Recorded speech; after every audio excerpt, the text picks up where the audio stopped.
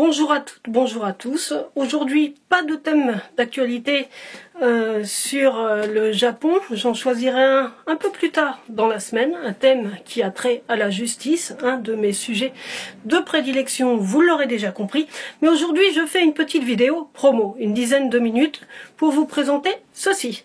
Mon dernier livre, Japon, la face cachée de la perfection, que j'ai enfin reçu après sa parution le 19 octobre en France. C'est aux éditions Talendier. Alors en fait, c'est mon troisième livre chez Talendier. Le premier s'intitulait Les Japonais. Il avait une couverture noire, c'est très bien vendu. Donc il est sorti en édition de poche et a été réactualisé depuis plusieurs fois. Ça, c'est la dernière version. C'est celle qui date de 2021 avec une couverture quasiment toute verte et une femme japonaise maquillée. Voilà, ça c'est la dernière version. Une version légèrement différente et antérieure existe peut-être encore en librairie, mais choisissez de préférence celle-là, c'est la plus récente. Alors c'est un pavé, les Japonais, hein, c'est un pavé de combien 660 pages. 660 pages qui vous montre, qui vous explique la société japonaise de façon plutôt positive, je dirais, tous les atouts du Japon, avec une partie historique depuis la fin de la guerre, qui vous montre comment un pays a réussi le tour de force de repartir de rien et d'arriver deuxième puissance économique mondiale avant d'être rétrogradé à cause de l'avancée de la Chine. Mais néanmoins, les performances du Japon n'en sont pas moins réelles et ce pavé vous présente vraiment beaucoup d'aspects positifs de la société japonaise, sans nier les aspects négatifs, mais sans trop insister dessus non plus. En revanche, celui-ci qui vient de sortir, eh bien, a pour objectif de montrer le revers aussi de cette perfection ou de cette quête de perfection du Japon. Le Japon est un pays dont les atouts demeurent vrais, qui reste un pays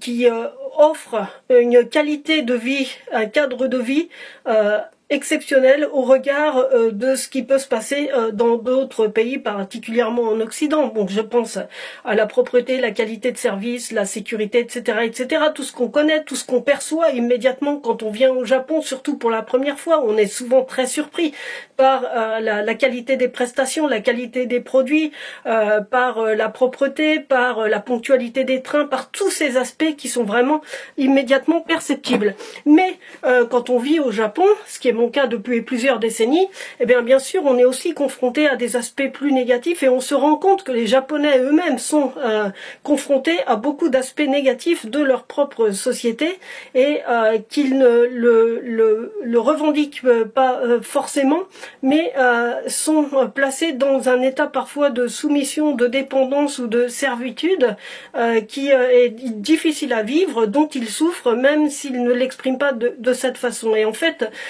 c'est ce revers de la quête de perfection que je montre ici, que je montre sous différents aspects en abordant plusieurs thématiques, qu'il s'agisse de l'aspect politique, la démocratie. Est-ce que la démocratie japonaise est aussi parfaite dans la réalité qu'elle peut l'être sur le papier? Qu'en est-il des milieux politiques? Comment ça se passe à l'intérieur de milieux politiques? Qu'en est-il des médias? Quelle est la relation entre les médias justement et les milieux politiques? Est-ce que les médias jouent bien leur rôle de contre-pouvoir? Qu'en est-il de la liberté de la presse? Est-elle aussi bien respectée qu'elle devrait l'être dans la troisième puissance économique mondiale? Eh bien non, parce que sinon le Japon serait beaucoup mieux classé dans le palmarès annuel de Reporters sans frontières. Or, il est très mal classé. Quelles en sont les raisons? Pourquoi a-t-il reculé à ce point dans ce classement? Depuis quand? À cause de qui? Tout ça est expliqué et ici avec des exemples très concrets. J'aborde évidemment la question de la justice, puisque les particularités de la justice japonaise ont souvent été découvertes à l'étranger avec l'arrestation de Carlos Ghosn, et on a entendu beaucoup de vérités et de contre-vérités.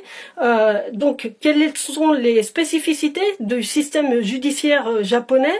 Quelles sont les spécificités des modes d'enquête? Pourquoi cela se passe ainsi? Pourquoi cela risque de durer, de ne pas changer? Qu'en est-il de la peine de mort? et comment le sujet est-il abordé ici, comment le sujet est-il perçu, comment les politiques justifie cette peine de mort, comment le Japon s'en sort-il dans cette espèce de porte-à-faux permanent entre être membre du G7 et rester quand même avec toutes ses particularités dans beaucoup de domaines.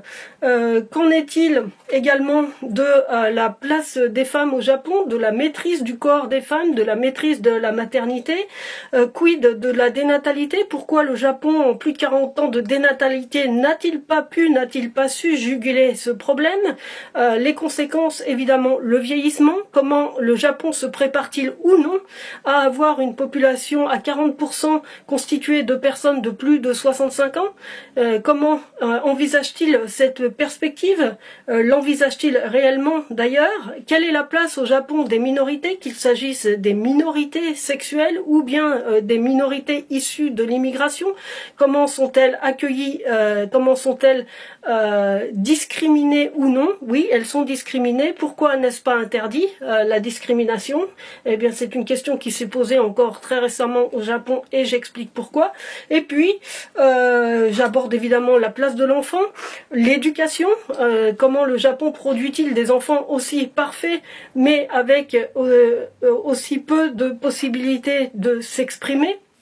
Par exemple, c'est un des aspects. Qu'en est-il de la moraline à l'école, cette éducation morale et patriotique revenue en force avec Shinzo Abe? Quid de la relation à l'employeur, de la relation dans le travail? Comment les hommes et les femmes abordent la question du travail de façon différente pour les uns et les autres. Et puis, je termine avec plusieurs chapitres sur la culture populaire japonaise, qui est une raison pour laquelle beaucoup de jeunes s'intéressent au Japon, bien au-delà de la culture populaire, mais aussi à la société japonaise, à la culture japonaise, à l'histoire japonaise. Eh bien, cette culture populaire est-elle aussi respectée, acceptée au Japon qu'elle l'est ailleurs dans le monde et particulièrement en France? Ben, la réponse est non, puisque la réponse est presque dans la question, et j'explique pourquoi. Ben, malheureusement, cette culture populaire est par certains aspects assez maltraitée dans son propre pays, et comment elle est aussi parfois mise en danger par les politiques qui, au lieu de l'accompagner, en fait, lui mettent des bâtons dans les roues. Voilà, en résumé, je ne vais pas vous lire un extrait, mais un extrait gratuit qui représente une bonne quinzaine de pages est disponible, en fait, sur le site de Talendier et peut-être sur des plateformes électroniques. Ce livre est disponible en version papier à un prix, à mon avis, un petit peu élevé quand même, 21,5 €, mais la version électronique également disponible et plus abordable, elle est autour de 15 €. Voilà, j'en ai fini pour la présentation de cet ouvrage.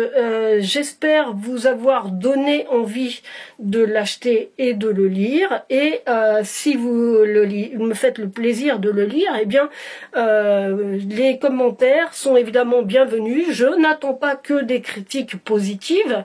Évidemment, les commentaires négatifs ne seront pas rejetés. Ils seront lus aussi avec attention et j'en tiendrai compte éventuellement dans une future actualisation, puisque j'espère que ce livre, comme les précédents, sera amené à vivre longtemps et à être actualisé plusieurs fois. Voilà, merci pour votre attention et bonne lecture.